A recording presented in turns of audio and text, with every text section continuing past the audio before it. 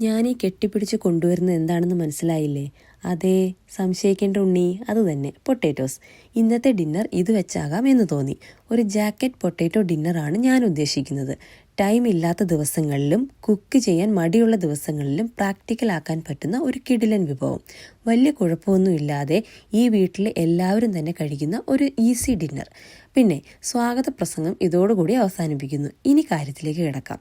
നന്നായി വാഷ് ചെയ്തെടുത്ത potatoes 195°C ഒരു 30 മിനിറ്റ്സ് എയർ ഫ്രയറിൽ ബേക്ക് ചെയ്തെടുക്കണം. സത്യം പറഞ്ഞ് ഇത്രേ പണിയുള്ളൂ. പണിയെല്ലാം കഴിഞ്ഞു.